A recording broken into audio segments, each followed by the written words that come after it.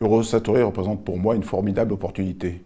En fait, il concentre énormément d'industriels de l'étranger, des grands industriels français, des petites et moyennes entreprises qui tous ont une seule vocation, nous fournir des capacités. Donc, si je n'apprendrai rien de nos grands industriels parce que je suis en contact permanent avec eux dans le cadre de la coordination des programmes d'armement, je saurai trouver des idées pour délivrer à nos forces en opération de nouveaux moyens, car il faut toujours rechercher l'amélioration des capacités de nos forces.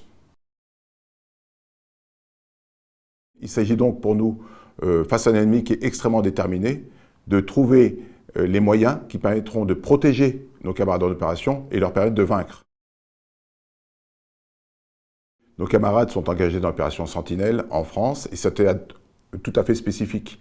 Il n'est pas question ici d'engager des moyens aussi létaux, aussi lourds que nous employons en opération. Il s'agit donc de déterminer les moyens dont ont besoin nos camarades. Il s'agit d'abord de moyens de communication qui permettent d'évoluer dans des villes très urbanisées sans pour autant gêner nos citoyens. Il s'agit aussi bien sûr de livrer des moyens d'observation et des moyens de riposte adaptés. La supériorité dans le combat de nuit est une marque des armées occidentales. Nous avons développé, depuis l'opération Pamir en Afghanistan et l'opération Serval au Mali, des capacités extrêmement complexes sur le sujet.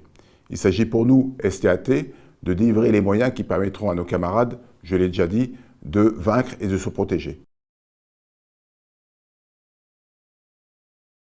Cette contrainte énergétique ne s'applique pas qu'aux véhicules et aux hommes, elle s'applique aussi à nos bases déployées en opération.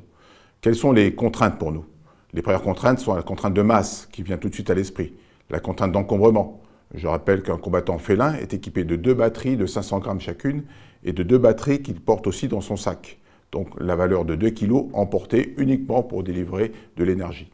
C'est aussi le cas, bien sûr, pour nos forces déployées en opération qui nécessitent que les bases soient alimentées ex nihilo en moyens énergétiques. Donc tout cela a un coût à la fois, je dirais, budgétaire, parce que le budget pile et batterie est assez élevé dans les armées.